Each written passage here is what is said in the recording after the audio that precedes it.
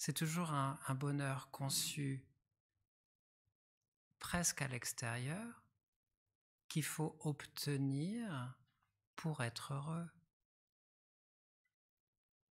Vous sentez le problème? Parce que du coup, ça nous connecte toujours à quelqu'un, à moi, qui est en besoin, qui est en demande, en fait, qui est vide de bonheur. C'est ça que ça veut dire, en fait. Il me faut ça pour être bien. Il me faut ça pour être bien. Si j'ai ça, je vais être bien. Ben, ça veut dire que sans ça, je ne peux pas être bien. De toute façon, de manière pratico-pratique, hein, c'est la conclusion qu'on a tout le temps. Parce qu'à chaque fois, notre réponse, elle pourrait être bien, ben, il faut ça. Il faut au moins que j'ai un bouquin. Il me faut quelque chose, en fait. Ou au moins un environnement, ou il me faut quelque chose pour être bien. Donc ça veut dire qu'on se conçoit profondément et de manière automatique comme étant séparé du bonheur. Donc en fait, l'attachement, il vient juste renforcer la saisie d'un moi qui est tout le temps là, qui est tout le temps présente. Et de manière précise, c'est le sentiment d'un moi séparé du bonheur.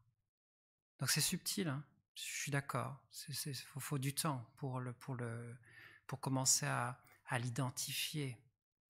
Mais à chaque fois, c'est ça que ça veut dire. Donc à chaque fois que...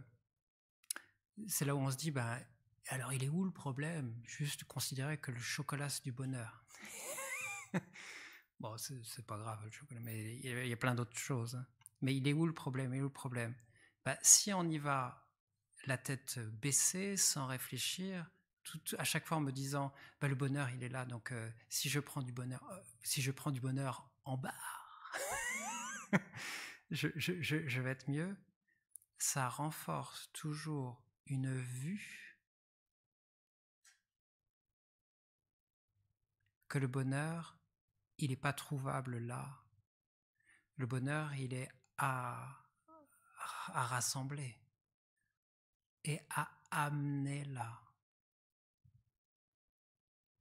Donc, le problème de l'attachement, c'est ça.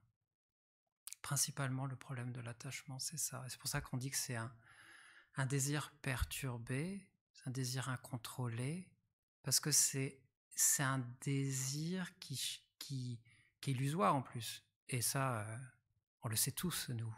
On a beaucoup d'expérience. On sait qu'à chaque fois qu'on amène là, bah, ça remplit pas pleinement, durablement, et à chaque fois ça dit bah, il faut plus, autrement. Parce qu'une fois qu'on ben, voilà, on sait que c'est ça qu'il nous faut, mais il faut répéter. Des fois on se lasse un petit peu. Donc il faut que ça soit un peu plus innovant. Mais c'est toujours amener à soi le bonheur pour remplir ce vide, pour remplir ce moi qui est en manque de bonheur. Donc voilà, il y a un problème avec cet esprit hein, d'attachement, de désir incontrôlé. Donc je vous partage d'autres choses. Donc je peux vous expliquer comment se développe l'attachement. Donc Geshe-la dit. Donc d'abord on perçoit ou on se souvient, percevoir ou se souvenir, c'est pareil. Hein. On se souvient d'un objet contaminé, donc perçu comme étant extérieur. Même si on s'en souvient, c'est pareil. Hein. C'est perçu que, par exemple, un beau paysage, les vacances, c'est toujours un objet extérieur, même si on s'en souvient d'un objet extérieur qu'on ramène à soi. Donc on le ressent comme étant attirant, puis on se focalise sur ses qualités et on les exagère. Et c'est ce qu'on appelle ici la focalisation inappropriée. Ça veut dire qu'on veut se focaliser que sur les qualités. C'est ça qu'il nous faut d'habitude. Quand on va pas bien, on se dit bah faut que je me focalise que sur les qualités. Mais du coup, qu'est-ce qu'on crée à chaque fois? On crée une situation, un objet, une personne illusoire. Vous connaissez quelqu'un de parfait? Vous connaissez un environnement parfait? À chaque fois, c'est ça que ça dit. Ah si j'ai cette personne, ah ça va être super.